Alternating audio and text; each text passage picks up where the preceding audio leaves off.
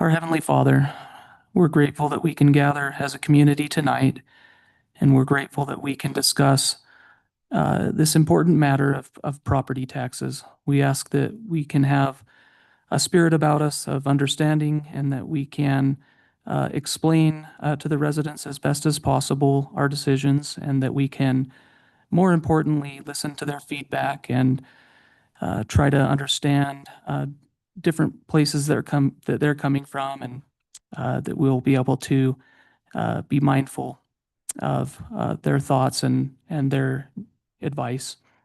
We're grateful for all the blessings that we have, and we're grateful that recently we were able to overcome most of the fire danger that had surrounded us, and we ask that we can have a good night tonight, and we say these things in the name of Jesus Christ. Amen.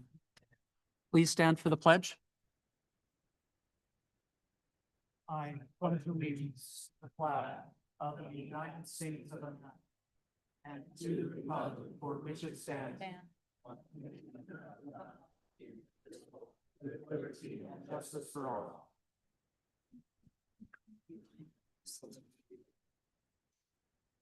Thank you, Councilmember Dalpaz. We appreciate that. Tonight, we hope to hear from you on suggestions you may have to help us in our budgeting process.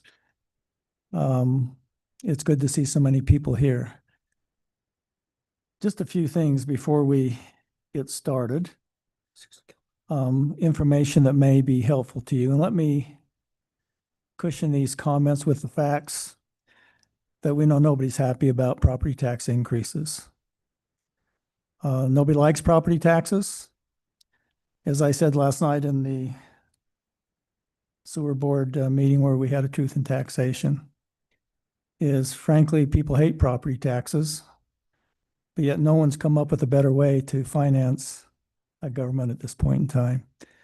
So if anybody has any suggestions, we're surely open to letting you talk about that with your legislator. There's been some inquiries about our employees here in the cities. In 2019, North Ogden had 77 full-time equivalent employees. Today, we have 81 full-time equivalent employees. 3 of those 4 increases were in our police department, 2 sworn officers, and an additional community service officer. It might be helpful for you to know, some people have suggested maybe North Ogden needs its own Dodge committee. We actually have that. It's called the Citizens Budget Committee. For 3 years, we have invited citizens to come and participate. We're grateful for those who have joined in. They have had full access to the financial records and budget of the city and have gone through those line item by line item in many cases. And we do appreciate their participation. We also know, and I just want to express the fact, as we've talked about the budget, which is, I think started in January, Council? Is that when we started addressing the budget? Till today. And I would say in just about every discussion we've had, we have recognized that we have numerous citizens who have limited income sources. And so we have always tried to keep that in mind as we've talked about the budget. So at this point in time, I'd just like to maybe go through a couple of slides briefly. We're not going to get into trying to justify what's happening. Couldn't be. So we're not here to try to justify what the council is doing. We just want to share information. So tonight we will have a public hearing, which we will invite citizens to participate by stepping up to the podium. We would appreciate you limiting your comments to no longer than 5 minutes. If you would state your name and if you're a resident of North Ogden, we would appreciate that. The council obviously will, at their prerogative, answer questions as they see fit. But we will not be making a decision on the property tax rate this evening. We are purposely doing that so that we can digest any information that's relevant this evening as we continue to pour through the budget and see what we can do to reduce the rate as much as possible. So we will not be making a decision tonight, but we will on August 26th in our city council meeting that begins at 6 p.m. In this room.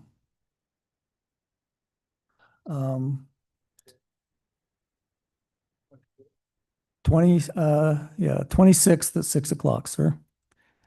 Some of the things we need to share with you by law, which we're happy to do. Advertised as required, we have to submit to the county by a deadline the maximum rate that the city could charge.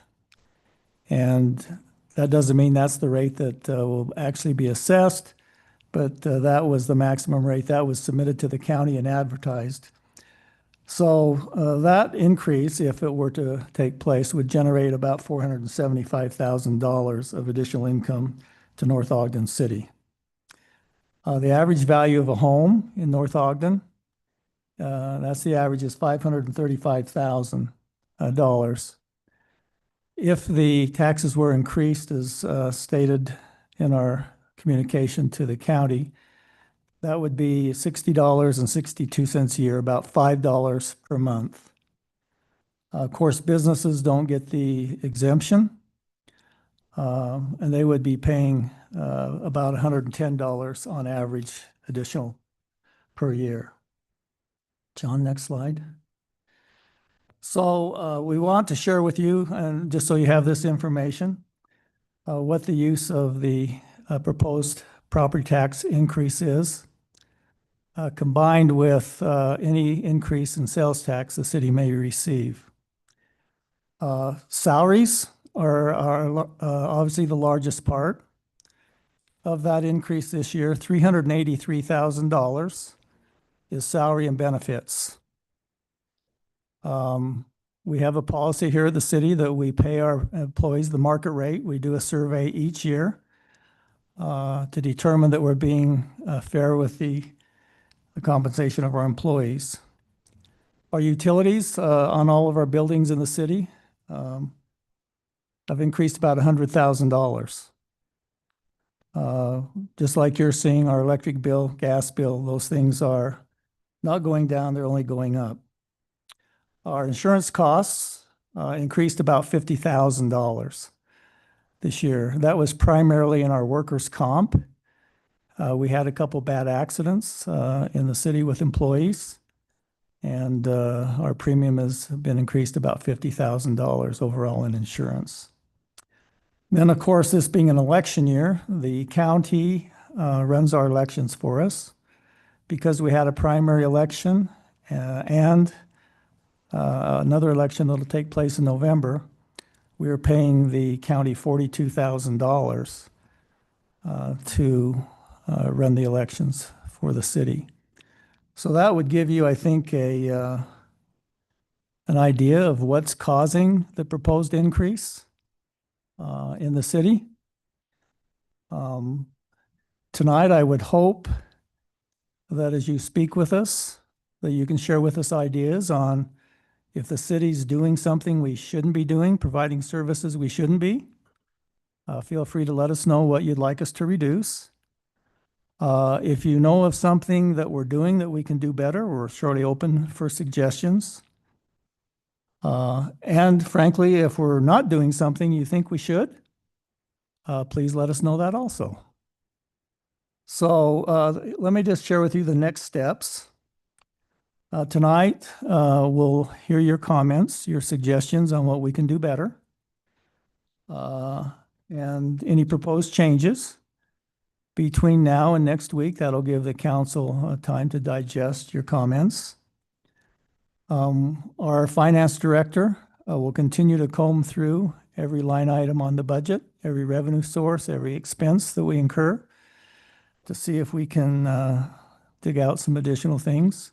That'll take place in the next week. John Call and myself met with him today in that process, and we will continue to do so. One of our biggest sources of revenue, it is our biggest source, is sales tax. We get an allocation from the state based upon total sales tax collected in Utah. And then we also get a portion based upon what's purchased in our city. We have not received the final payment yet. Last year, our final payment was about $400,000. So we have estimated a little bit less than that for several reasons. One, there was a House bill passed by the legislature that looks like it's going to cost us upwards of $150,000 in property tax that we will not receive, that we would have historically received under the old allocation between population and sales tax in our city. So we'll be waiting to see that final payment. We believe it'll be here Thursday, John, by Thursday this week. Yes.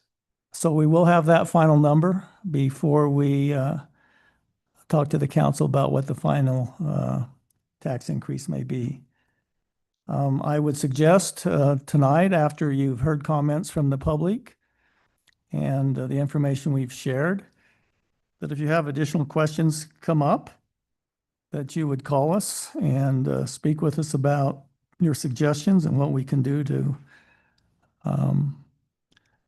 look deeper into the rate. So you're always welcome to call us. But once again, we are required by law to have our tax rate submitted by September 1st, John. Correct. Yes. So the decision does have to be made next Thursday evening. Anything else, John, you'd like to? Tuesday evening, excuse me. Anything else, John? Just a reminder that council phone numbers are on the website. And the email, you can email the whole council at that email address, the CCMM. So, council, do you have anything else you'd like to add before we hear from the citizens?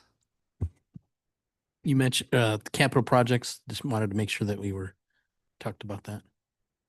Fully funding Yeah, that. I don't think that's, going to be relevant to the rate this year, frankly. But we do have, let me just expand on what Councilmember Pulver talked about. One thing we have done in the city that has not been done historically by city councils is we have budgeted money to go into capital projects. That is in the budget a specific amount each year. And what capital projects are things in the city that have been identified that we know are coming at us in the next 5 years that we are going to be required to pay for. And so we, instead of just hoping we have the money when that comes up, we have actually budgeted that. And you're happy to come down to the city or whatever, and we'll share what those projects are with you. They're significant. None of them, in our opinion, are unnecessary. They're necessary items, but that's just our opinion. So if you would like to see what those are,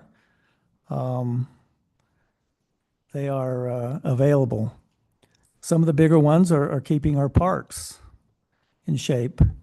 The council felt that it was no longer appropriate to board up playground equipment because it was so old and unsafe. We don't think that's appropriate for a city. So we have our parks on a rotation basis where the parks playgrounds will be rotated and appropriately cared for. Those are some of the things that are in there. So with that, council, if you have any others, and I appreciate you reminding me, Councilman Pulver, that we do have capital projects. And the only other thing would be is that if there are people that do want to have a deep dive on this, I would think that we'd still want to do the Citizen Budget Committee again. I guess that's up to, the new mayor, but I think that's something that was very beneficial, and it would start in think we started at end of February, early March. So Mm. if I highly advise anybody that really wants to look into this and provide their feedback to sign up and volunteer. As I mentioned, that process has been going on for 3 years, where citizens who have volunteered, I see some of them in the audience this evening. You're all welcome to participate in that process. We recognize that we don't know all and that there's difference of opinions, but that has been a process for 3 years, and I would hope that the council and the mayor continue that process so that we have full transparency with our citizens.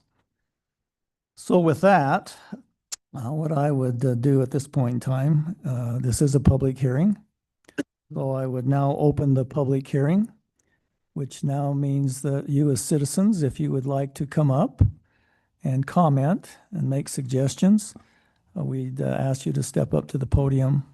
Please state your name and if you're a resident of North Ogden. Thank you very much.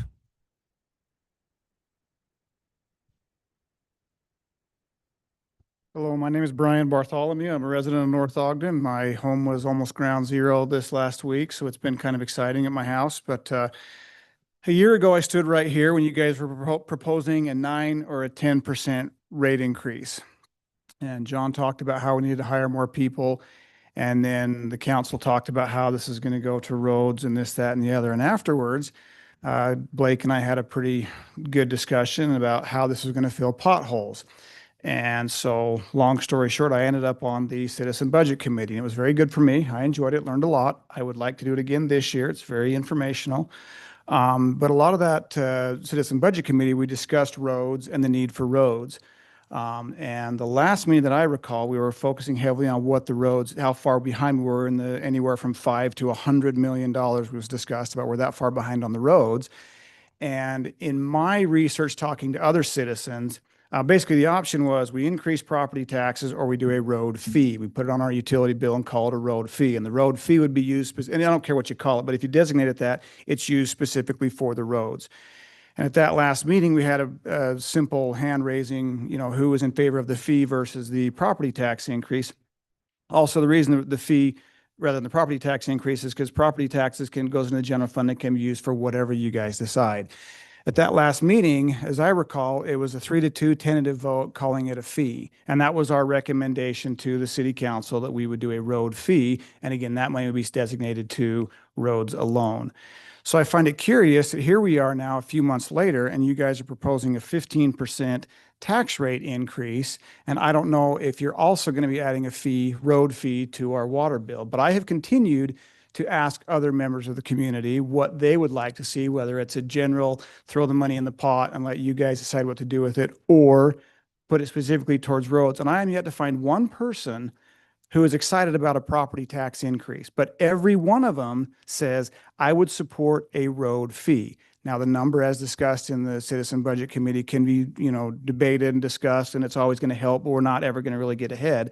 But again, I'm just curious as to what discussions were had after those Citizen Budget Committees were had as to why we're now standing here with an additional proposed 15% property tax increase in addition to the 10% property tax increase from last year. And I don't know anything about the suggestion that we gave as far as the road fee. So again, I would like to be involved with the Citizen Budget Committee again this year. Mayor, I pointed out several areas where we can save money. They're debatable. I will point out the same areas again this year. They are debatable, but there are areas that we can save money. We can reduce hassle on John. We can, John, you there? He's taking Okay.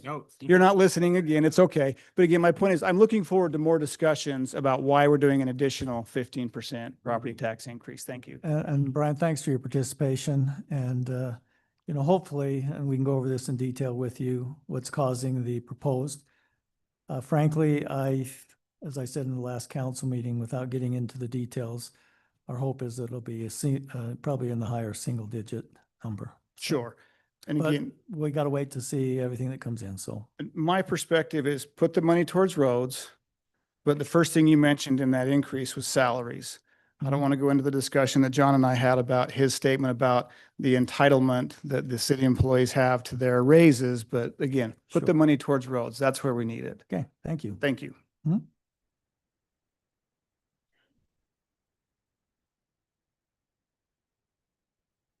Have someone else come up. Anyway, I'm Janine McKnight. I am a resident of North Ogden, and I want to first thank you for all the service that you give for our city.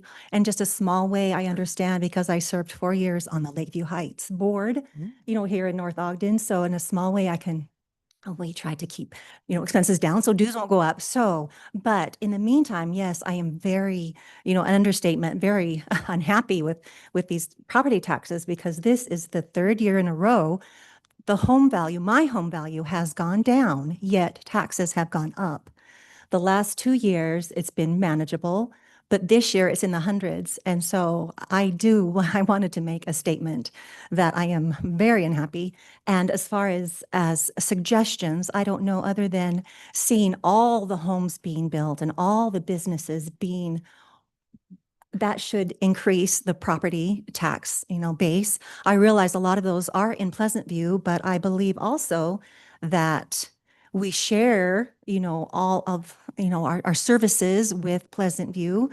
And I don't know what percentage, what comes from where, but I would hope that they would help and we would get help from other entities to help with those property taxes. So those of us that have retired and are living on Social Security, you mentioned that there are those that have limited income, and that is for sure dealing with, higher medical costs because you're older and an older home, maintenance, those things, and inflation in general that everybody deals with when property taxes go up as well. That is just hard. That one more thing, really, So I hope, like I said, with all the homes being built and the businesses that are coming in, thankfully, that's wonderful to see, by the way, that their taxes will all add into things that won't cause the property tax for each individual homeowner to go up. So thank you very much. Thank you.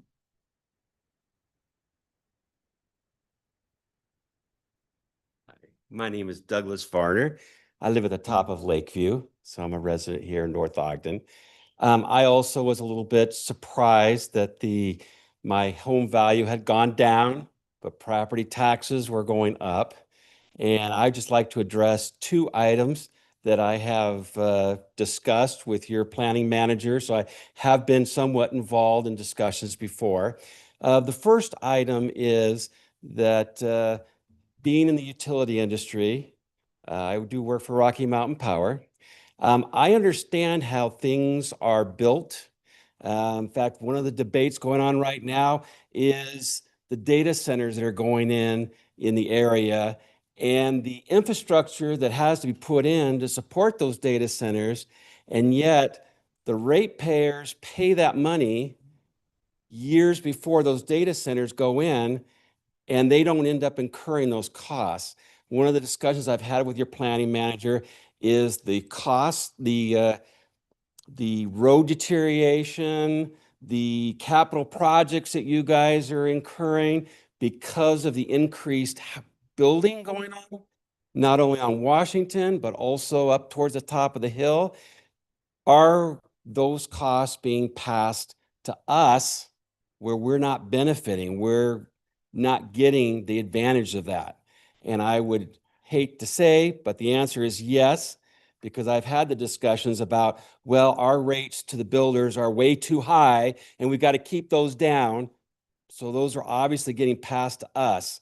So I think one of the things that people, especially the council, should be looking at is fees being charged to the projects that are affecting the community.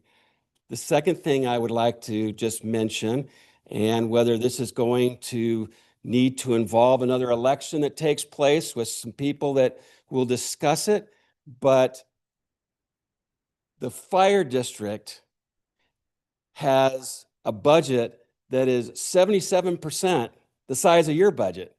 I mean, that's a huge amount. The only ones above the fire department is the school district and your city budget on my bill. And so My question is, and I think it's maybe open to discussion because I've heard a lot of discussion about it, is are we getting the benefits for the dollars with the fire district that we've gone in with the other communities? Are there other ways to address that and to bring those costs down? So I'm not saying tonight, hey, that's the way we should go. I'm just saying I think that debate should at least, that discussion at least be opened and looked at to see if there's other ways to do that. So, you know, those are the two things that I know that you're definitely connected with that should be looked at. Are we putting the costs where they're being incurred?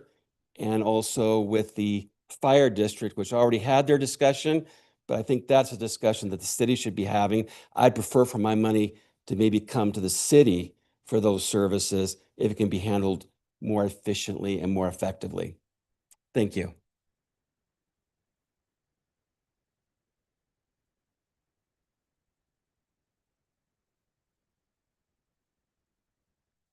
John, I failed to mention, if there's someone online that would like to make a comment, if you would please remind us and let us know.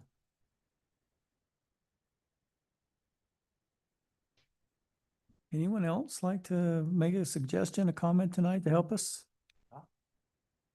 My name is Blaine Richards. I've lived here since 1972, seen a lot of changes in North Ogden. As of late, we have apartments everywhere. Isn't that an income for you guys? I don't know how that works, but there's $1 million houses up in Lakeview Heights. They're building them by the droves. Why can't you get the money? Aren't you not getting that money? I don't understand. A week ago, we had a meeting with Weber County Commissioners. What a joke. Finley sat there for 45 minutes explaining why they wanted to increase 25%. When it was all said and done, the commission decided on 5%. That's what should be done here because you guys need to budget. One thing you do right is budget in January. They don't budget until June or July. The year's half over. How can you budget something halfway through the thing? A businessman would do that the year before or early in the year. You need to run it like a business. You need to control budget. You need to get that budget set and then try and live by it. If you have to make some changes, do it. But doggone it, every year it's the same thing, 10, 15, 20. When's it going to stop? The country now is trying to straighten out the mess that they're in. The deficit is going to eat us alive. It is so much. We have a president, a lot of people agree with him, but doggone it, he's going in the right direction, I think. Maybe a little too fast, but it's the right direction. Next question. Weber County has a, what do they call it? A rainy day fund, $1.5 million. Do you have a rainy day fund? We do. How much is it? I think it's about $2.8 million. Why don't you use it? Why increase our rates when you could use that for the money? That's what the county did. Well, they call it a rainy day fund. For instance, we just had a large fire, right? What Have does you ever have to thought do that with the us? city may be paying for that? Started on our property? We pay for Weber County Fire Department. We pay for all them guys. You mentioned $77,000 worth of. We don't pay for helicopters at $3,000 an hour. Planes to Who drop makes that retardant choice? at 10,000. Somebody needs to be in control of that. Well, Maybe they didn't need yeah. helicopters. we've had flooding. A rainy day fund is for its purpose. Well, why would this be a rainy day fund? A lot of us people run on fixed income. You're killing us. You know what I'm saying? We understand and we consider that as we talk You about the spent budget. But I don't see it happening. Well, It needs to happen. You need to take care of people. We are the people of North Ogden. Yeah. You guys need to think of us, not think Yeah. of whatever you're thinking about, but you really need to think of the people of North Ogden. And we do, but thank you for that. We do think about the people of North Ogden. Because One you know other what? point- We are people of North Ogden. Well, and we pay the I same would think so. taxes. You're in a higher income bracket than most of us. That's okay. Mhm. You've earned it. Most of it. Anyway, one other point. Yeah. We found out in that meeting, the Weber County Superintendent is a woman. She made $310,000 last Mhm. year. She voted herself a $46,000 pay raise the year before. 46, because she was the only woman in the state that was a superintendent. How right is that? The lowest person on administration in the county, the county schools, 210,000. The governor of Utah makes 250,000. This superintendent makes more than the governor of Utah. Do you think she has as much responsibility as the governor of Utah? What do you think? That, it's just beyond me. You know, we need to control the budget. You need to work things out. I know you need to keep your good people online, but you're doing the market value. That's a good thing. You don't have to pay them exorbitant. But like Ogden City's losing people because they're not paying them enough money. They're losing cops, they're losing firefighters because the salary is too low. You guys are trying, there's good market value, but boy, you just, somehow you have to control your costs. That's all I have to say. Thank you, sir.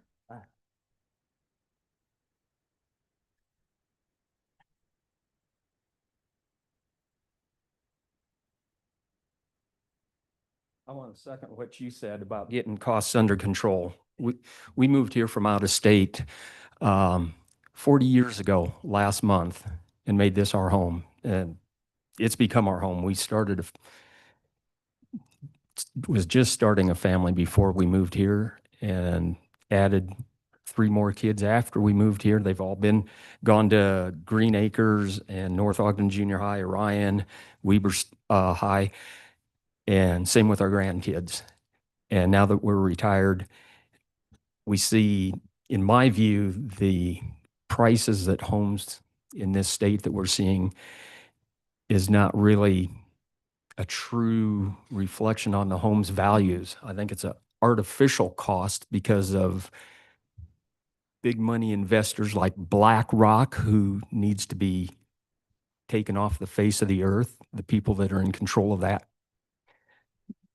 organization. But everything starts in this country at your level, the communities, and then it goes to the county and the state and then the federal government. The federal government doesn't, in my mind, doesn't have that much effect on our day-to-day lives other than military stuff and interstate and world commerce. Our lives revolve around our city councils, wherever we may live, whether it's here, Wyoming, Minnesota, Texas, doesn't matter. It all revolves around you guys. And I'm seeing the same thing happen with city governments as it does in federal governments. You get in here and and just like the gentleman was saying, they vote them on the county level, they vote themselves big raises. That needs to stop. Government's always asking the little man that lives down the street here or wherever up in Lakeview Heights, tighten your belts more. We're at the point we can't tighten our belts anymore. It's time for government to tighten the belt. Get some businesses in here to help with property taxes, decent businesses that will pay a bigger share of the property tax bills. And I know Pleasant View is doing a lot of building down the street here along 2700. And I realize North Ogden doesn't have the real estate footage that Pleasant View has. I get that. There's only so much we can do, but my God, let's get something going, and tighten your belts.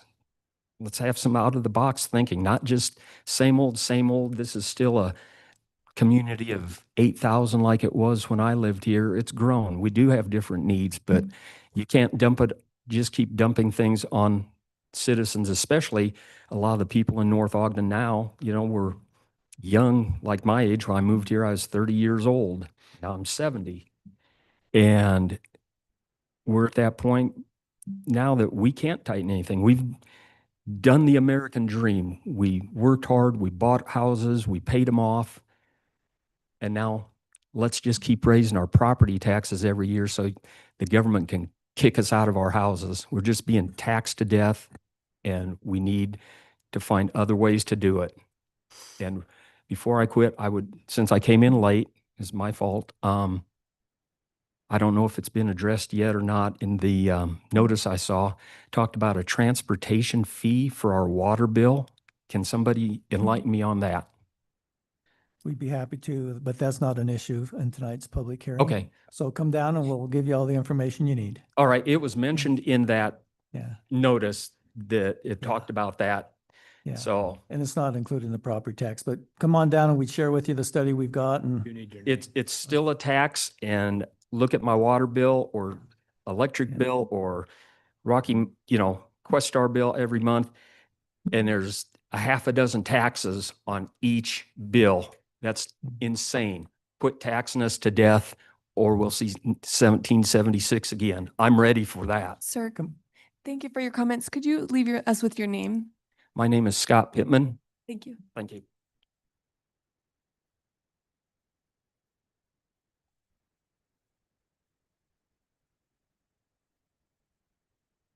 My name is Alicia Tischer and I live in North Ogden. My watch told me to calm down after you started talking. It was me who mentioned that on Facebook, your extra fee on your bill. That is really sad. You won't get into detail, but let's take, for instance, North Ogden employees. We got a 3% raise this year. These taxes are how many times over 3%? We have a family of 5. We were living the American dream before COVID. Thankfully, we lived in North Ogden before COVID because we wouldn't afford our house. I get it. There are people on fixed incomes and it could always be worse, but potential ways to save, let's say cherry days. Those officers work overtime for 8 days at what rate? Take it down to 2 or 3 days. Save on all that overtime. This donated water park we have over here, north of Lee's. I've been at city councils before. I've seen the budget and it's in it. Whether that's for years later down the road for repairs, take it out. I thought it was donated. Save that money. I get it. You guys aren't the ones who assess our home values, but I would do respectfully ask that you look over the budget again for everybody. Thank you for your time.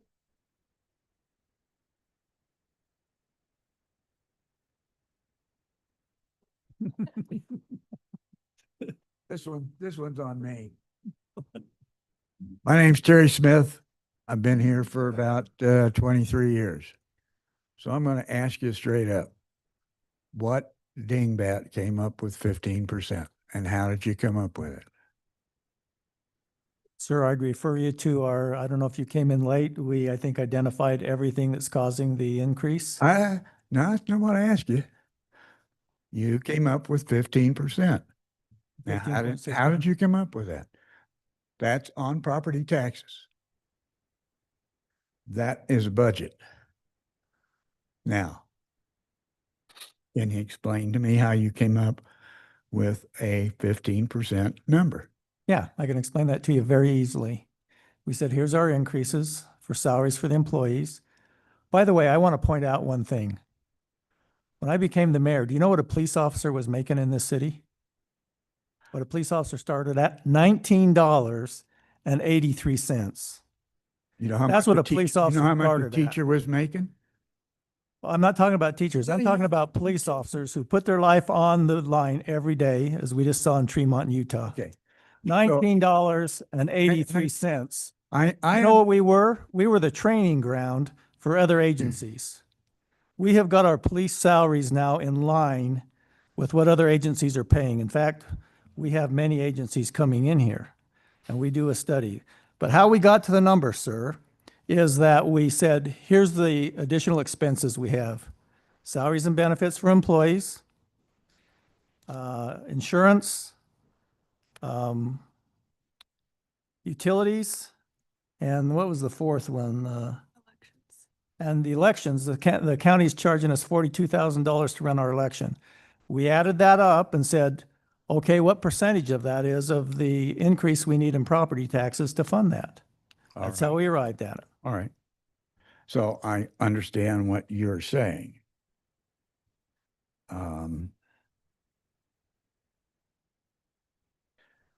I've lived here for 23 years.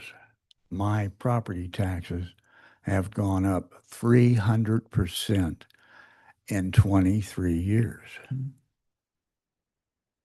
Sir, do you know what you paid in North Ogden City to get to get police? That isn't the point. $380 is the average that a citizen pays to this city to have their streets cleared, their police protection, and every other service that's offered. I'm not arguing that point. I'm not arguing that point. My point is our property tax has gone up 300% in 23 years. Now you figure that out. That's over 11% per year. Now, the property value actually hasn't gone up that much. It's charged that much. You're building new homes up here, and it's approximately $300,000 just to do a piece of property. That's before you build on it. What are you doing with that? What are you doing with You that? want me to answer that? Yeah. You know what we got in growth in property taxes? Because how it works is we get the same dollars, no matter what the value is of homes, up or down, we get the same dollar amount of property taxes. Every home built in the city generated $68,000 additional property tax. That's what we got from all the homes and businesses that were built in the city last year was $68,000. There were 5,000 homes when I moved here. Try that again. Every home that's been built since I moved here has been from 3,300 up that mountain. Yeah. And you're telling me that the guys that are building those homes don't build the roads, they don't build the infrastructure, because that's what they pay for, and that's what they're supposed to do. Not you, them. Correct. They do. Then we Now maintain. you maintain it Then we maintain it. That is correct. after they do it, but they pay for doing it. They don't pay for street plowing. They No, don't pay for police that's protection. not what I They said. pay for pipes. They pay for all of that stuff to go in, and they do it Mhm. because you make them do it. Yeah. We But Yeah. Anyway, the 15% that you're talking about is probably a reasonable amount of money over time. But you've done this year after year after year after year. And by industry standards, by banking industry standards, the normal rate of increase on property value is 3% at the max per year. Okay. That's an industry standard. Thank you, sir. Your 5 minutes is up. I Yeah. appreciate your comments. Thank you. Thank you.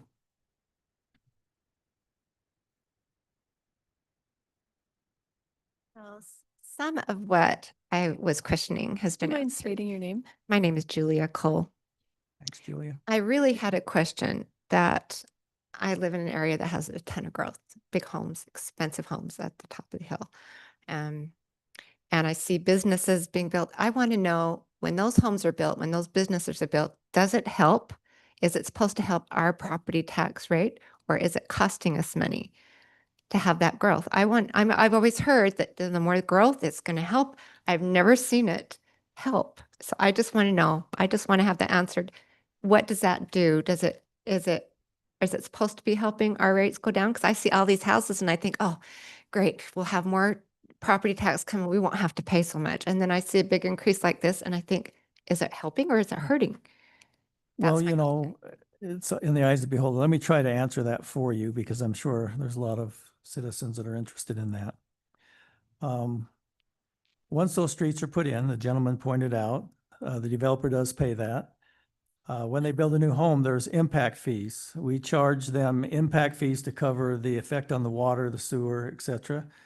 So we try to collect enough on that, and that is done on an independent study on how much we collect. But here's what people haven't kind of thought about, in my opinion. We have one police officer in the city for every 1,000 of population. Okay? So the average number of people in a home in our city is 3.25 people. So it costs us to have an officer on the street with car, equipment, salary, benefits, pensions, etc., about $150,000. That's what it costs us to put an officer on the street every time we have 1,000 increase in population.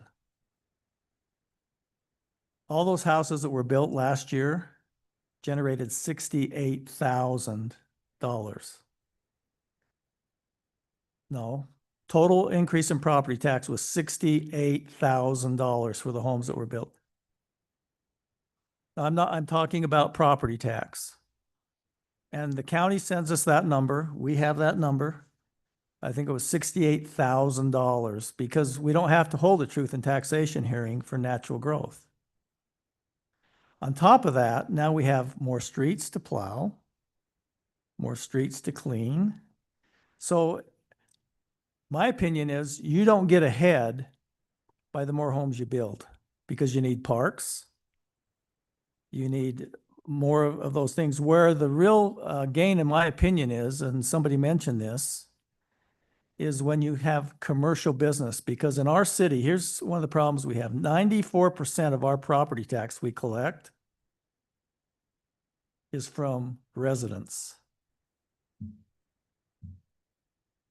Harrisville, right next to us, I think 84% of theirs collected is from residents.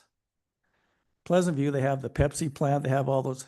We need a commercial base here, and we need people to buy in our city because that's where we're going to get ahead, is with sales tax.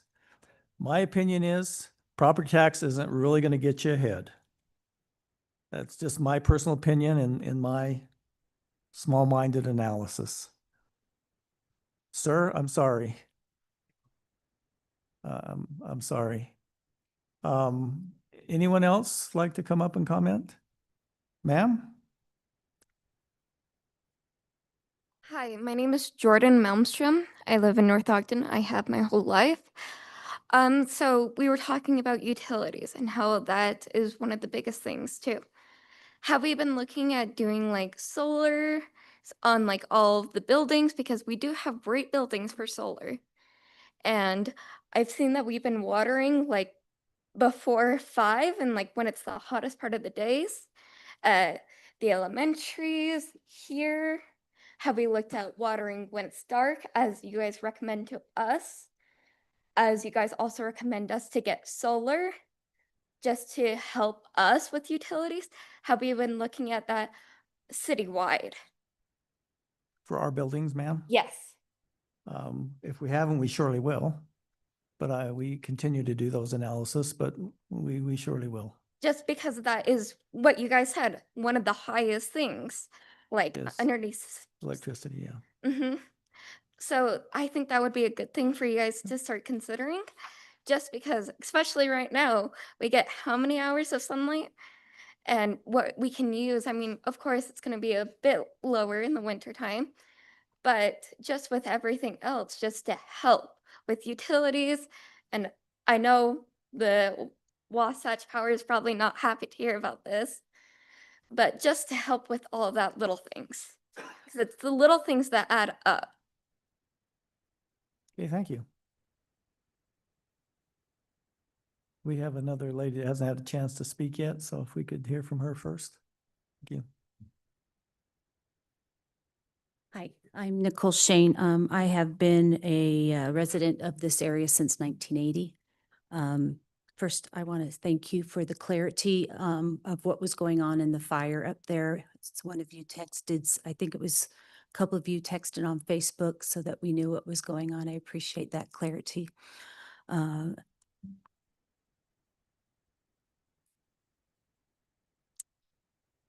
I guess what I am coming to, after listening to these comments,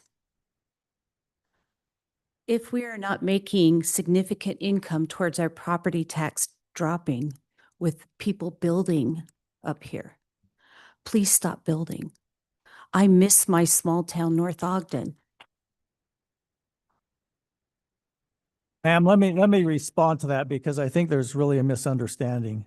I hope so, because I would prefer my small town Yeah. back, yes. I think we all would. Yeah. We can't control private property owners. If their property is zoned to build, the only way we can stop them is to buy their property. So we can't stop building unless we feel there's a water shortage, which we have no evidence that there is. And the state, by the way, if you haven't been keeping up on the state, for those who are builders and, they're pushing moderately priced homes. They're saying we have a 37,000 shortage of homes in the state.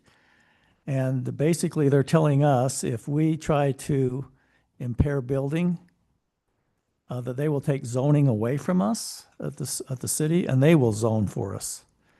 And they are talking about increasing density in just about every zone they'd like to see. So we agree with you that we'd like to keep that hometown feel, but we don't have control over the property that's owned by individuals. And if it's zoned properly and they meet those requirements, we can't stop the building. I just So- want to clarify that. So our farmers that we do have left, they're going to be taxed out of their brackets and they're going to lose their farms too. And that means more building. I'm just stopping there. There's, Sure. it's Yeah, just just wanted bad. to clarify that for you. I appreciate that.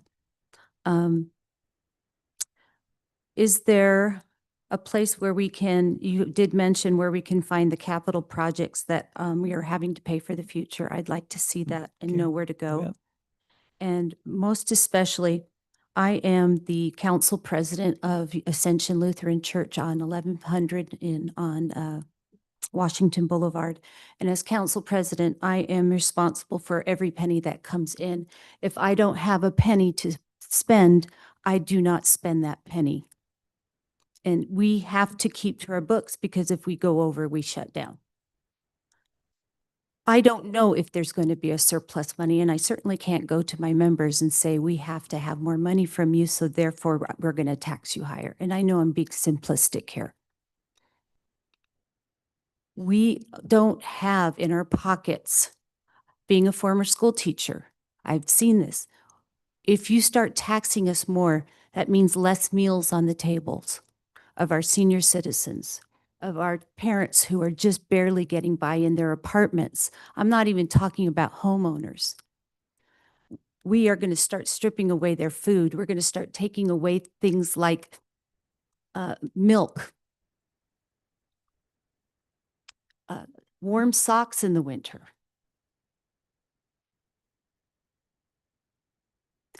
And I've seen it happen to families. I've seen families go hungry. And so that 15.6 hits really hard. It's a gut kick. I guess I don't have questions. I'm just wanting you to visualize. And I'm sure that some of you have, and you have your nightmares that you have at night trying to figure out how you're going to rectify this North Ogden mess that we're in.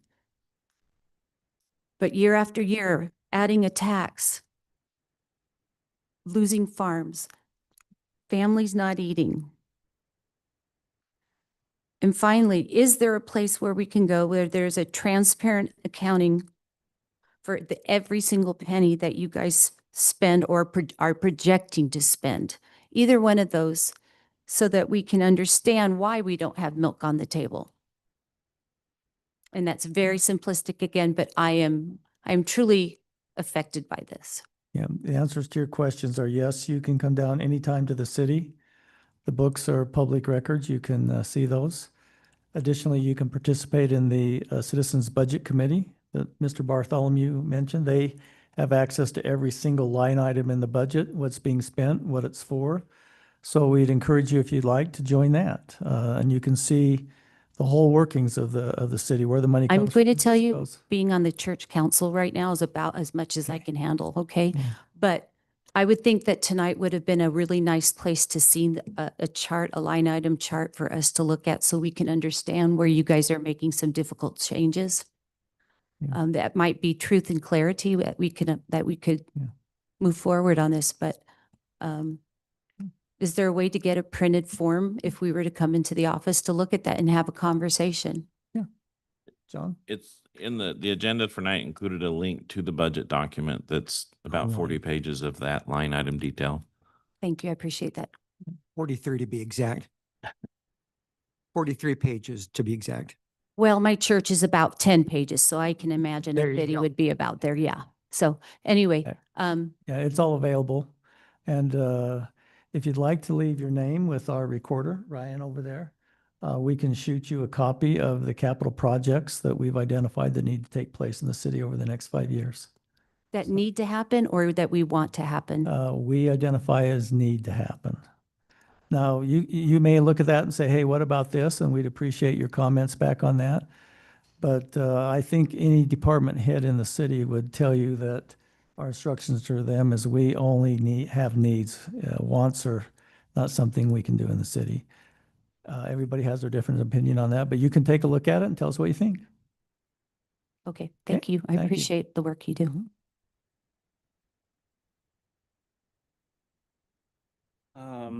My name is Andreas Hellstrand. I live in North Ogden. I think you're very competent, Mayor Berube, and I think you've done this city many good things. And I think the shoes will be hard to fill. Well, thank you. However, I think it's the council's job to keep the mayor and the city in check. I often find that because you are so competent, it's very unanimous agreement between all of you what the city and the mayor want. It's very clear here today that the citizens don't agree with what the mayor is putting forth. So you are the check to what the mayor is asking for. And I've heard in the past a couple times that you guys go through a popularity contest. And I don't agree with that. You guys are elected and you should remain loyal to your citizens. As far as commercial base, I fully agree that we need to develop and increase the commercial base. My wife's not going to agree with this, but 9 months out of the year, there's a property where the pool is located, the pool aquatic center, that's not making any money. And when it is utilized, it's losing money. And recently, I believe we had interest from Olive Garden. And I think their problem was that there wasn't a property large enough to accommodate parking. So here we have an opportunity to have a 12-month increase from a large business, and we can't accommodate that on behalf of a business that the city is running that's losing money. So if we are serious about reducing property taxes, we need to consider some of those options.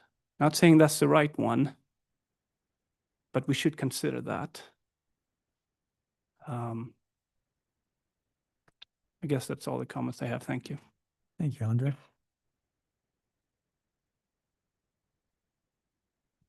Mayor, we do have someone online as Oh, can we take that online since you've had a chance? Okay. Okay.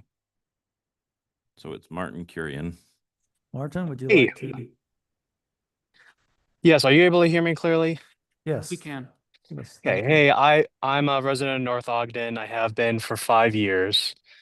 I think the main two things I want to ask are, it would have been helpful if, well, part of me coming to this meeting is to get a better understanding of why the tax increase needs to take place. I feel we spent a lot of time explaining to your residents why, the taxes need to go up, why there's this scaling problem with new construction, where the tax base is, where there's a small commercial tax base. And I think something that's also not clear is the amount of debt the city is taking on, right? When talking about spending money that you don't have, my understanding is to increase the taxes is to not take on more debt. So I think coming with charts that clearly inform residents to persuade us into why this is needed and not you know, like it doesn't, even if it's not the intent, it feels deceptive and like you're not really asking for our comment. Yeah, I think it would be very helpful if to come prepared with a lot of charts that explain why this policy recommendation is coming, why other options won't work, and also maybe what we can do to be organized at a state level with our state representatives to potentially ease the burdens the city is incurring, right? Are there policy prescriptions we can try to push forward to the state level from a grassroots perspective? So those are my comments. Thank you, Martin. One more online if we can. Hold on a sec, John. Oh, come on. Good evening. My name is Roger Damps. I've lived here for over 22 years. I have a few questions. One that immediately came to mind with the Olive Garden statement about the lack of parking. It seems like most of Utah doesn't know how to build a parking garage and build levels up to handle the square footage. And then with other business, the corner over here has been empty for quite some time before it had that old dilapidated house on it for years. And I don't understand some of the zoning, or if there's just not a business that wants to move into that very busy corner, or if there's traffic restrictions, things like that. Oh, by the way, thank you for restoring the 2700 right-hand turn lane. But so it just seems like there are alternatives, but it seems like nobody thinks of a parking garage, or like the new apartments being built down by the church where that car wash is. I can't think of the crossroad right now, but before that gets all built up, maybe the frontage section of that apartment complex that's being worked on, that hopefully would be a good enough property tax base, you know, with it being clustered, maybe that could be a mixed use with businesses being put down on the first floor, the first couple levels, and then apartments above that, similar to what they're considering eventually, maybe sort of kind of hopefully doing something with Newgate Mall. Like doing the Gateway down in Salt Lake City where it's mixed use, mixed, you know, business, housing, shopping, all that. So it seems like there's some other places that have been empty for a while, or like the Smith's parking lot seems to have a couple of places that it's usually not that full, where maybe there could be another place to put where they convert other corners of parking lots or places that are not really getting used, to put other businesses and tie it into the infrastructure of that main building like Smith's or something. So just a couple of business ideas as far as expansion there is what I had in mind as far as that. Thank you for your comments. Just to give you some information, all that frontage property along where those apartments are building from 1700, would it be to 1900, where the car wash is, that is all zoned commercial and has been available for commercial development to come in. The developers who own the property have been very diligent in trying to get commercial to come to North Ogden and have not had success yet. That doesn't mean they won't. We are really excited about the development that's taking place west of Washington Boulevard there on 2700. There's some good things planned for that hopefully will bring the commercial base we so diligently need. But that property that you mentioned, that is zoned commercial along that thing, just so you. Because I've seen a lot of other apartment complexes just come right up to the street, like going down Wall. And Yeah, whatnot, this is zoned commercial along that space there, so. Awesome. You bet. Well, and we're hoping to get it filled, so thank you.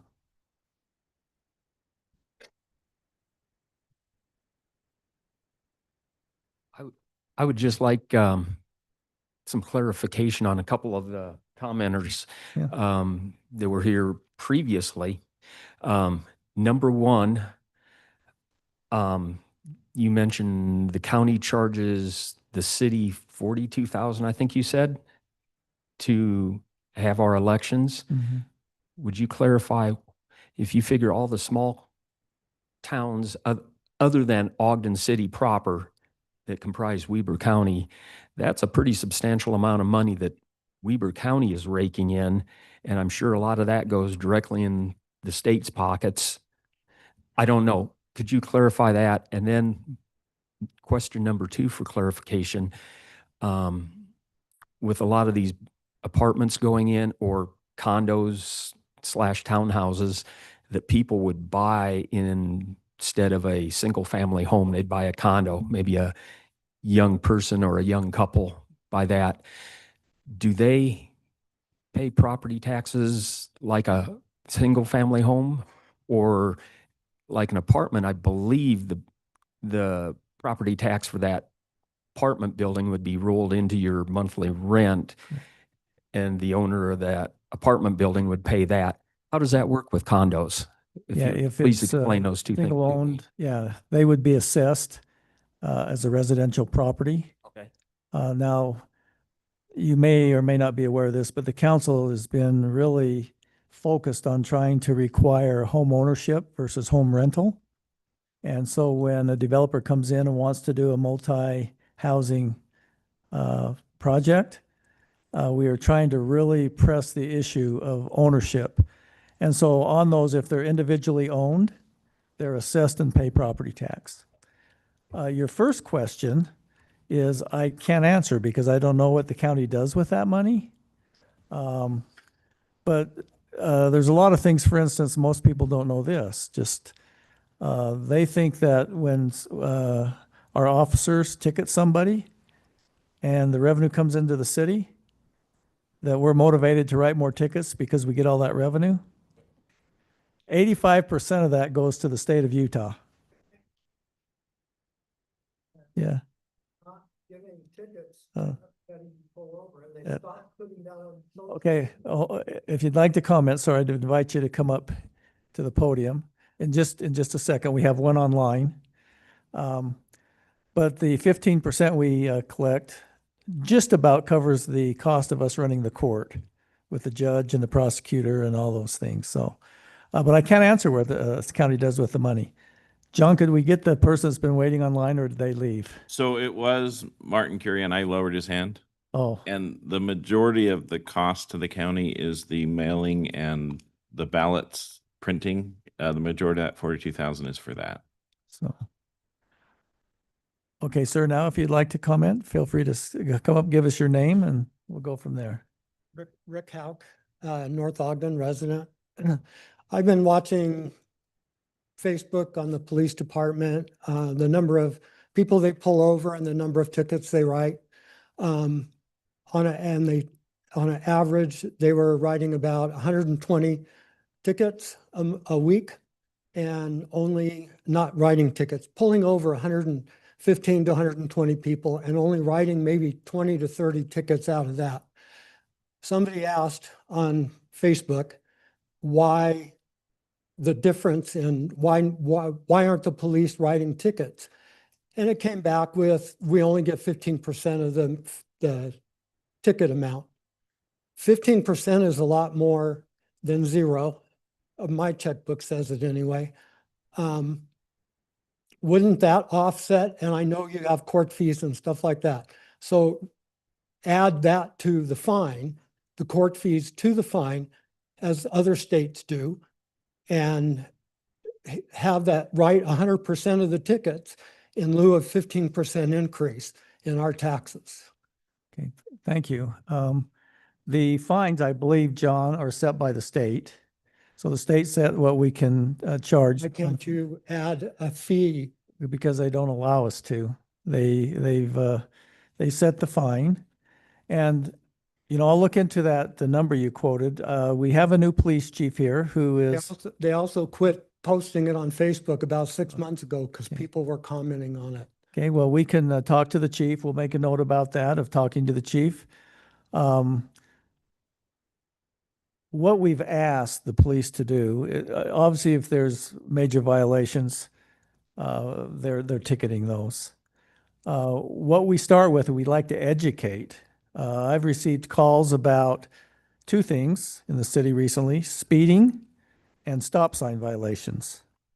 For some, I don't know if they're teaching this in driver's ed or what, that they think it's a yield sign. It's really a stop sign. So we've asked our chief, Chief Einan, to present to the council a strategy on how we can educate and control the speeding that goes on in our city, in addition to the stop signs. But as you'll recall, there was a city, I think, that got in trouble for setting a quota for writing tickets. It's called Manaway. So the state is very touchy about us setting a quota on how many tickets to write. There shouldn't be a quota. If somebody's disobeying the traffic laws, they should get a ticket 100% of the time. Not a warning anymore. They took their driver's test. They have a driver's license. They should be responsible for it. Yeah. 15% Okay. is a lot of money. And the city is losing out on that money. And there's no quota. If there's 100 people that they pull over, there should be 100 tickets on the books. Okay. Of course, that happened one time, and the Port Police Department and the city council was inundated by people complaining about tickets running. So, but good point. So thank you very much. We'll talk. Our chief is here, so he heard that comment, and he has the statistics, and we can publish those, and so thank you. I'll slip him back in for another comment here. Huh? Roger Dams again. There was something I thought about, but I forgot when I was speaking up here before. Sure. Like the gentleman that said that the rates have gone up 300%, and other people that are on either fixed incomes, retirement, things like that. I don't know if there's is there any kind of exemption program in place? I don't know if there is or not for getting a financial review done, because it's always been suggested that, X amount of expenses should be X amount of your income. And if they can prove that they're on fixed income or limited income or things like that, do you have an exception program that they could join? Yeah, we don't, but the county does. And if you go down to the county, but the county sets the rules on that because they collect the taxes and Right, the county assessor. so the county, but they do have a program. And I know there's one for the veterans. The veterans get a break in their taxes. But the county does have a program, but we don't set so if it is too low, maybe somebody ought to go talk to the county commissioner, so. All right. Thank you. Councilmember Pulver, did you have a comment you wanted to make? I'm just saying that you don't have to be destitute to get that. So let's just be real about that. So there's a lot of good programs. Go investigate. Okay, let's see, we have someone would like to come up. Ladies and gentlemen of the jury. No, wrong place, wrong time. Hi, you guys. It's great to see you. Ladies, gentlemen. What's your name? Yeah, who are you? I know my name. Susan Marie Ann Schweidler Kilborn, 3370 North, 400 East, North Ogden, Utah. Self-appointed cheerleader for the city of North Ogden. Senior. My HH and I, you guys know who that is, that's my handsome husband, live in a twin home on the poor side of Lakeview Heights. That's what it's called. We own one side, my neighbors own the other. We pay as a single family residence. So I just wanted to let you know that. So I pay whatever our house is worth. It's on our deed. So some of them, I think, may be different. So we got screwed, essentially.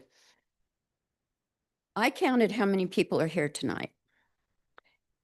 And I ask any of you to tell me, how many times do I attend city council in one way or another? Pretty much every time? Consensus? Yes. I know about 6 people that are in this room tonight. Now, unless every one of them watch YouTube later when it's more convenient for them because they're working, they're feeding their kids, their families, they don't know that since the beginning of this year, every single council meeting, you talk about the budget. None of this is new. And I'm sitting here thinking, why do not people know this? And it's also on your website. Why do not people go there to read it? So I'm just saying that all of you have done a fantastic job with what you've been handed. And I'm going to be done within my 5 minutes for a change. Thank you. Thank you. And thank you guys all for being here. Come all the time. I'd love to see you. Your turn. Yes. You're good.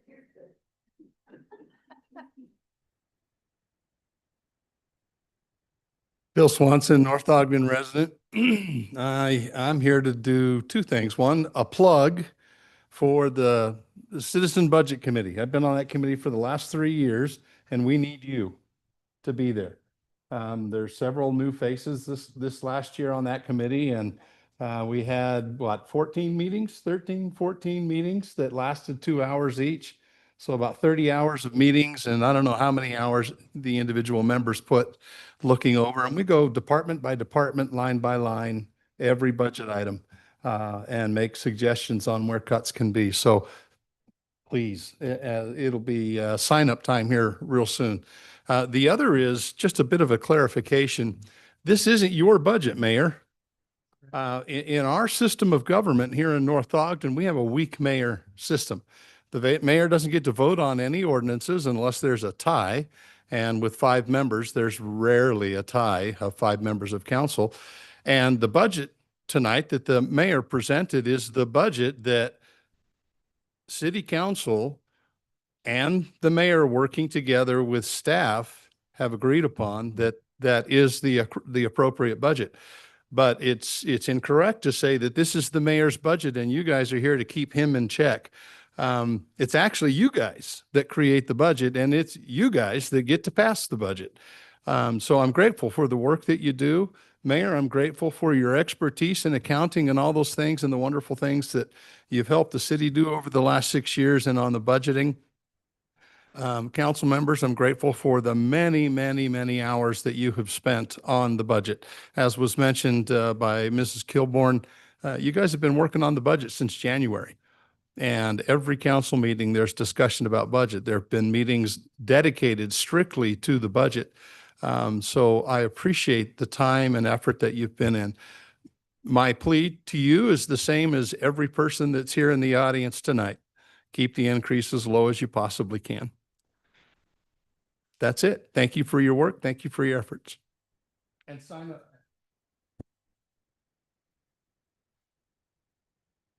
Good evening. My name is Diane Hauk, and I live in North Ogden too. I just have a couple of questions. You recommended several times, if we have any questions, come down to City Hall and get the answers. Well, I've been dealing with the city on a separate issue. And to be honest, people aren't always there. You have to make an appointment. You have to put in public information requests, which I understand. So looking at something as simple as a document that I know in that office isn't readily available to us.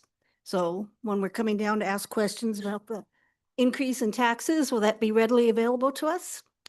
Or could you give us an email address? A lot of people, I have several suggestions that I'm not going to share here, but I'd like to forward them to somebody. Can you put that on the screen to make it easier for those that don't feel comfortable talking?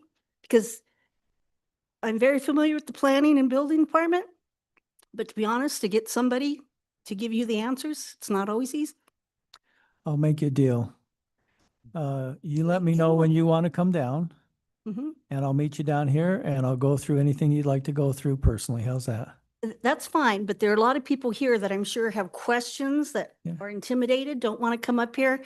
Is there a direct, is it your email address that we email? Same invitation to anyone who would like to come in. But what if I they don't prefer, want to come in? What if they just want to? and they can email. We have emails out there to the council. I think John had that on one of the Just, slides. yeah, I was gonna say, John can put that Yeah, back. John can put that up there. ccmm@northogdencity.gov will reach the mayor and the council. So if you don't feel comfortable So will that go saying to your everybody? suggestions out loud and want to email us, that would be fantastic. Or, John, I have a separate email out there for the mayor. Okay. But, those who would like to come in, I would invite you to do so. It's so complicated, frankly, that it's really hard to answer everything through an email. But if that's people's preference, John, I think out on our website, every council member has a separate email. The mayor has a separate email. You can pick and choose who you'd like to have answer your So if questions. it goes to CCMM, it goes to all of you? No, there's separate ones out there. Okay. that's Yeah, if it goes to CC, but if you want to just talk to somebody specifically about an issue, there are individual emails, and that's on the city website Well, also. you know, in regards to the budget, Yeah. the tax increase and, okay. Yeah, you bet. Thank you. Uh-huh.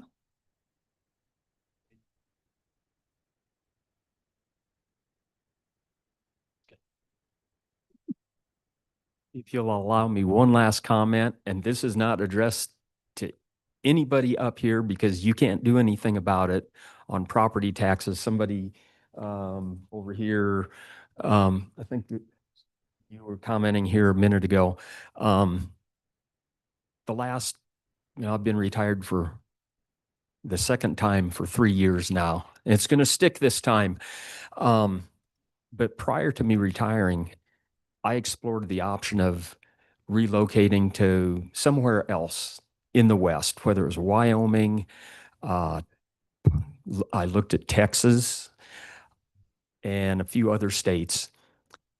None of those states have, well, one thing that all those states I looked at had in common was when you reached the age of, I believe it was 65, the states handled it different. Some states totally eliminated property tax for seniors. Others, like Texas, they freeze your property tax at the year you turn 65. And then if you live to be 100, that's 35 years of property taxes at the rate that you were paying when you turned 65. Going downtown to pay my property taxes, I've mentioned that to them and they're like, wow, that's a cool idea. That would really help out a lot of people.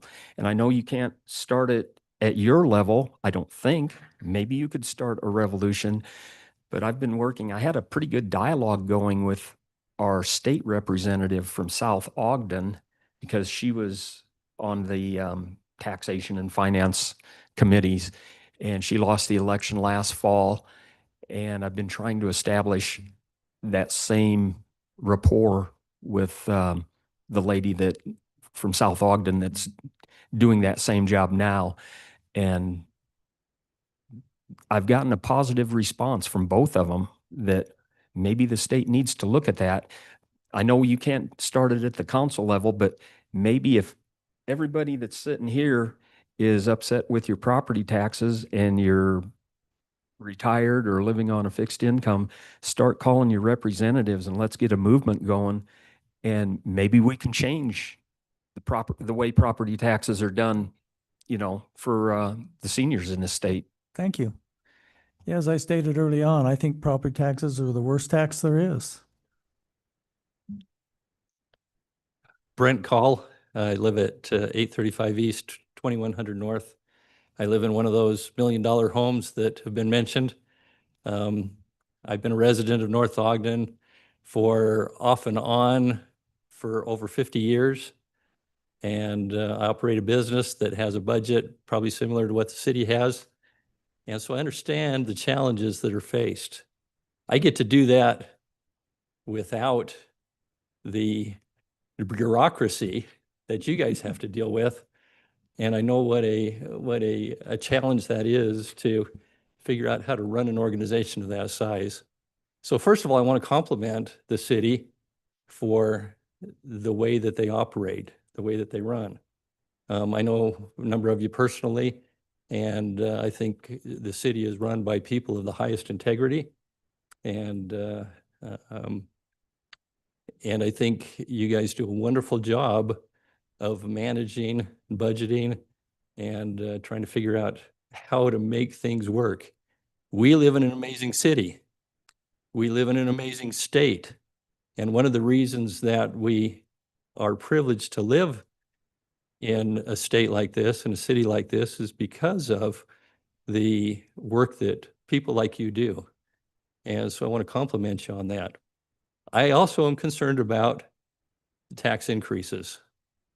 But although I don't attend a lot of city council meetings, I usually try and get on, look at the minutes from those meetings, try and follow what the city's doing, try and follow what, budgeting is taking place, what the costs are. And one of my questions would be to everybody that's here, what services would they like to cut? Everybody keeps talking about, we need this, we need this, we need this. What would they like to cut? I would like to offer my services on the budgeting committee of the coming year. I think I'll have enough time in my schedule that I can participate in that. And I would love to see what we can do to help reduce some of those costs, reduce some of the costs that we have. But I always find it interesting, not to be critical. I really appreciate everybody being here, but it seems like people only show up when they get the notice that their taxes are going up. So sometimes we need to get more involved. And I'll be the first to admit, I could probably be more involved than I am. But anyway, I just want to compliment you guys. And I guess I want to make a comment about oh, it looks like you left. Oh, I want to make a comment about freezing property taxes for those over 65. I'm over 65. That'd be wonderful. But if we do that, that puts the tax burden on my children who also live in North Ogden, and I don't want to do that. So I would be opposed to something like that. So anyway, thank you guys. Appreciate it and appreciate the job you do. Thank you. Anyone else tonight that would like to comment? You're welcome to.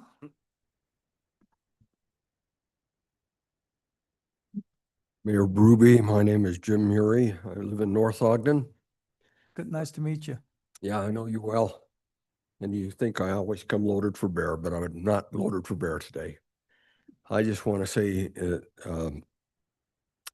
sometimes, as I spent 12 years on the council, and sometimes it does us a good to look outside the box in ways that we may cut the financial burden on some people. Now, I'm one of those ones that lives on a fixed income, and some others have expressed that. I'd like to suggest that you might look at, for example, we raised 6 kids in North Ogden. We've lived here 55 years, and we often during that time used 2 garbage cans.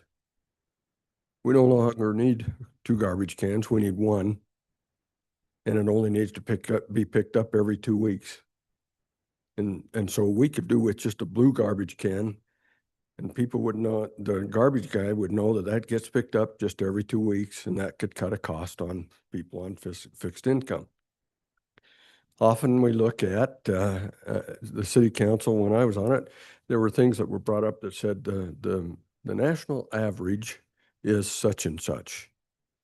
And sometimes our city isn't the average, and so we don't need what the national average does.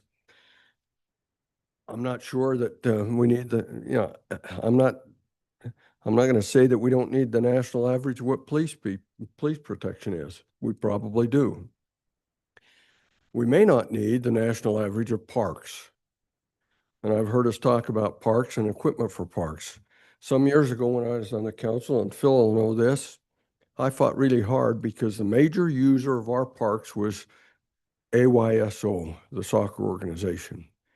And they paid us $1,500 a year to use our parks, while the taxpayers paid taxes to keep those parks up. I happened to do some research at that time on AYSO. They had built major big buildings down in California where they were centered, and yet they were only paying us $1,500 a year to play soccer on our parks. And that's unfair to our citizens. If we have recreation people that are using our parks that are not members, not citizens of our city, they need to pay an increased fee. And we ought to look at that.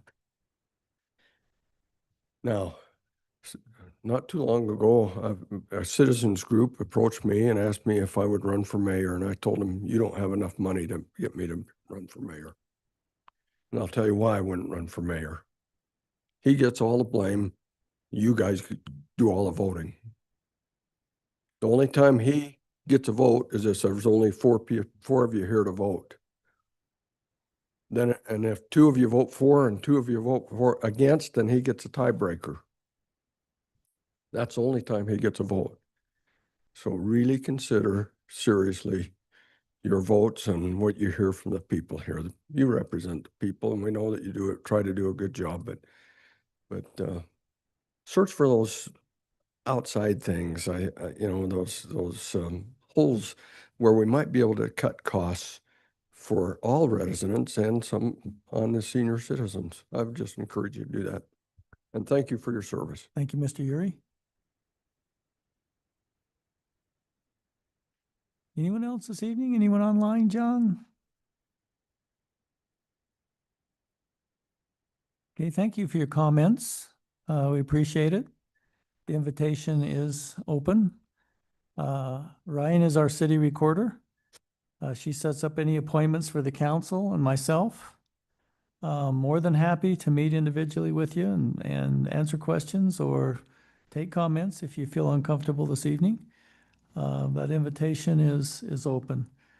If there are no more comments, then I would look for a motion to close the public hearing, council. Do we have a motion?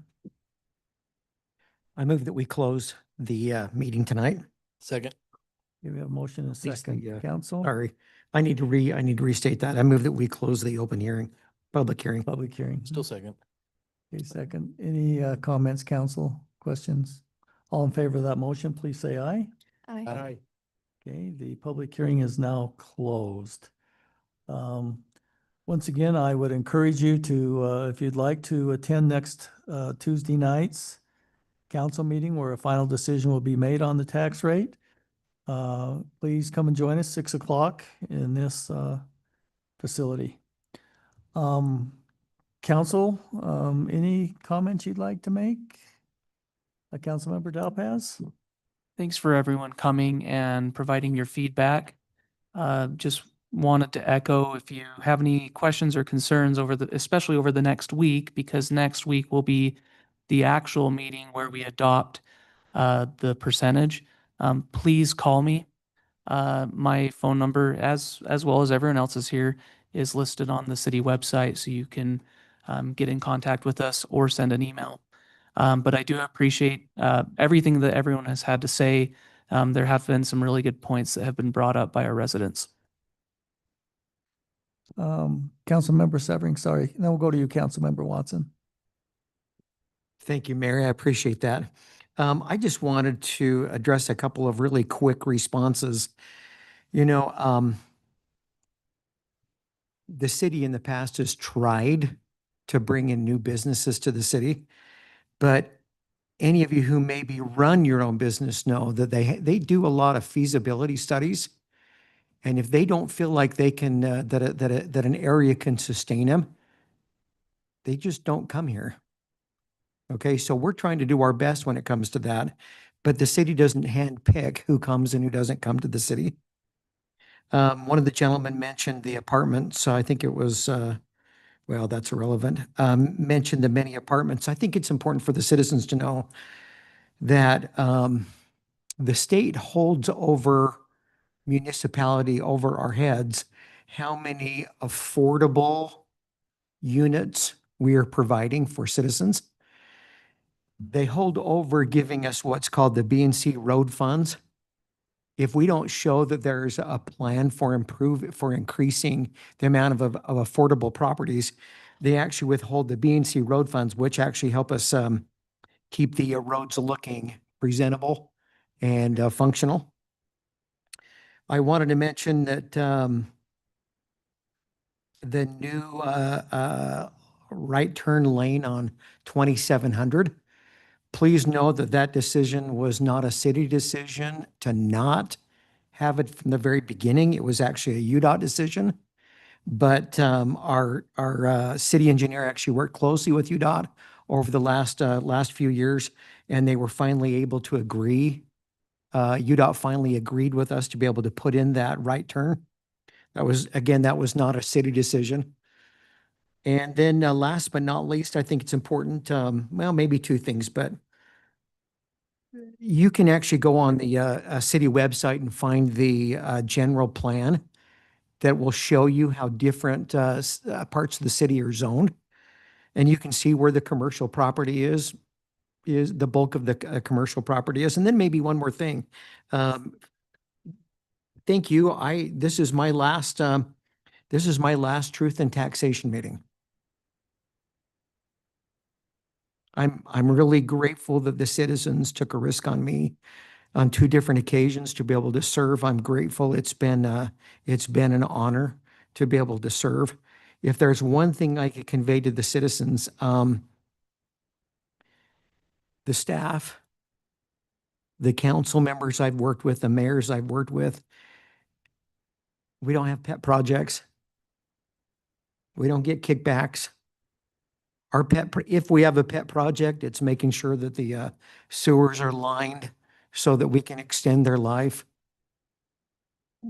Our pet project might be making sure the roads are taken care of. But do you realize today that according to my research, Dave could correct this, but a ton of asphalt today is $800 and it used to be $200. I want the citizens to know that the staff, the council, the mayor, we work incredibly diligent on the budget. We vet it. We talk to the senior staff. Please know, there's not one of us on this council that wants to raise taxes.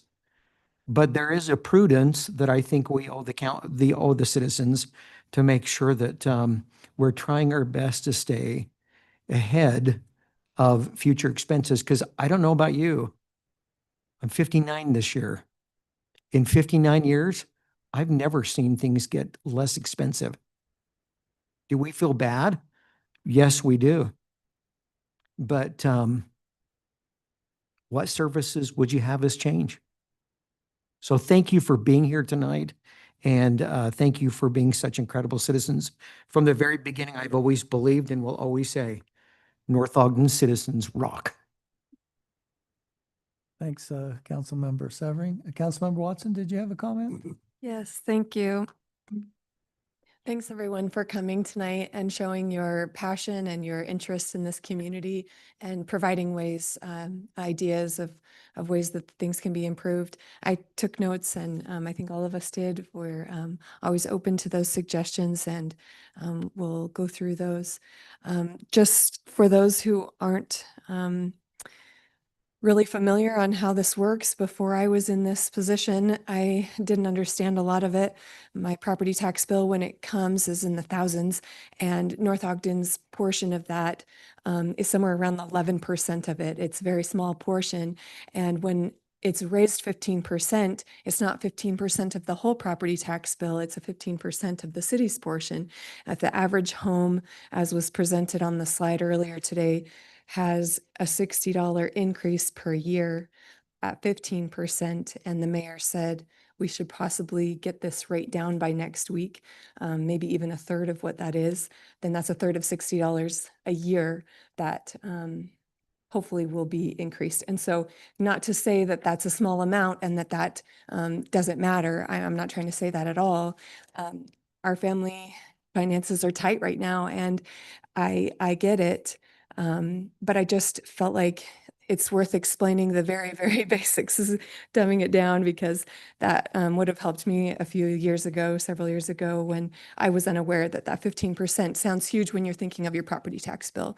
And hopefully it won't even be 15%. And this is not just some random situation or calculation.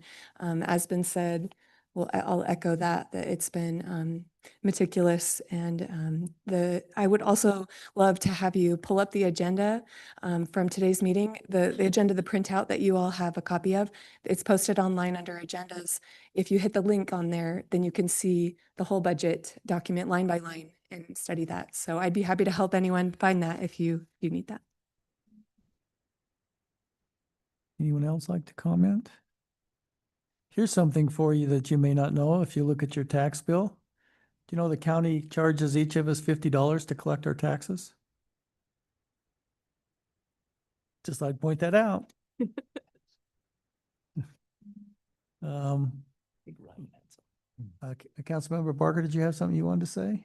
Yeah, again, just thank everyone for coming. And then if you ever wonder how a city works, last week was a great example of how every city department and staff came together.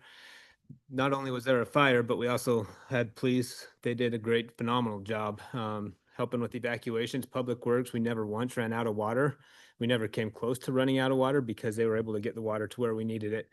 All the public works were helping with evacuations and everything. If you want to know how a city works, last week was a great example. And if you say you want to start cutting services, just think of how bad last week could have been if we would have had half the staff of what we have now, or even a quarter of it. So it's one thing to say we want to cut services, but then when it really matters, do you really want those people there? It's a good point, Councilmember Barker. I had someone once say to me, we have too many police in the city. Well, and to Mr. Uri's point, the national average is like 2.4 per thousand. We're at 1,000. And my response was, we only have too many police in the city until you need them. Right? I will reference the incident we had in the city 3 or 4 years ago. I can't remember, time flies. Where that gentleman shot his brother on the front porch and started the house on fire. If we didn't have adequate police in the city, first of all, I think we probably would have lost an officer.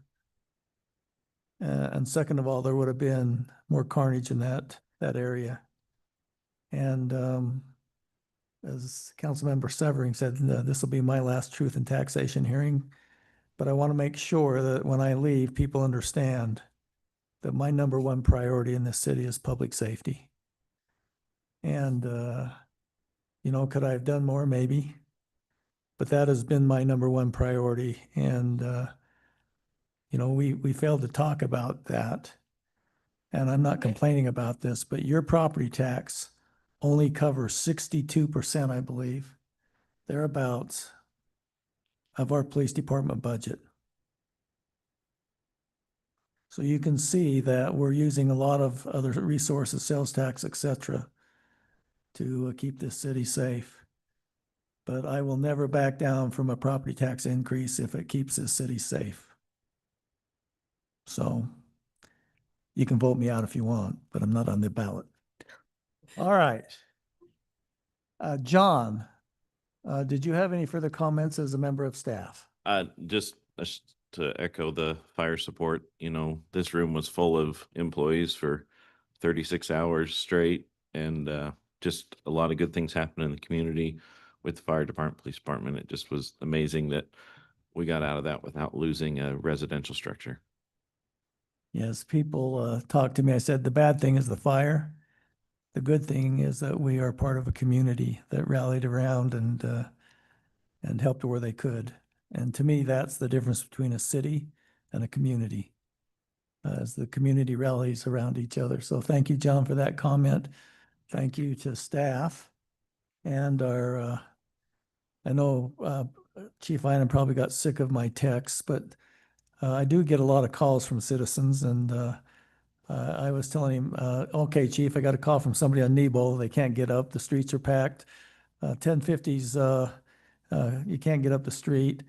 And I can tell you that I've had now citizens say the response of our police department was incredible in managing the traffic and trying to help people in their efforts. And I'm proud of our police force and the folks that are. I'm proud of our city staff. I'm proud of our council who has the courage to make tough decisions. I mean, the easy thing for them to do would just ignore the need for any increase in property tax. And it wouldn't be long before we saw the ramifications in our city of that. So I want to express my appreciation for their courage in doing what they believe is the best thing for the entire city. Our recorder, Ryan, do you have anything you'd like to add? I just want to add that our website is new and it's wonderful. There is so much information on there. If you are wanting the capital projects list, as Mayor mentioned, and you're not wanting to come to City Hall, please submit a grandma public records request form.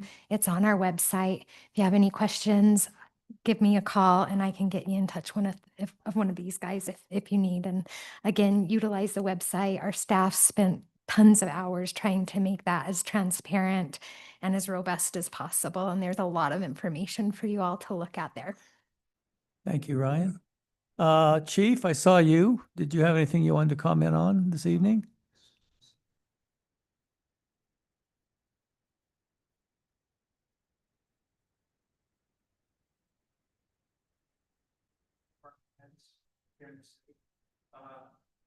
There was a tough week last week, all came together. And I'm just gonna second what the mayor said. It was amazing to watch the city employees come together and really together. It was really a hard time and it was scary. It was scary for residents, it was scary for us. We didn't know what that fire was doing. And huge kudos to the fire department. Chief Barker, me, and how to work together. District. And the other. It was great to see a city the size of our city come together like a big city in this room. Citizens. And kudos all around. Thank you. Thank you. Dave? Dave is the director of our Public Works and our Assistant City Manager. Anything, Dave, you want to add? See if I missed anybody. All right. Peter? Peter's our finance guy. I just wanted to point out that I suggested no property tax increase and he pushed on the 15%. No. Peter's actually new, has just joined us recently, and we're happy to have him. Peter, did you have a comment? Yeah, the only thing I wanted to say was that this is the fifth entity I've worked for where I've directed financial operations, two nonprofits included in that. And I just want to point out, I've been here just about 6 months now, and the city runs incredibly lean. I've looked at almost all the lines now, and there's just not a lot of fluff, and which is good. So, and personally, I'm committed to finding ways to continue to help to maximize finding ways to save you money. So, if you have ideas, feel free to come talk to me as well. Thank you, Peter. Anyone else before we adjourn the meeting? If not, I'd look for a motion to adjourn the meeting.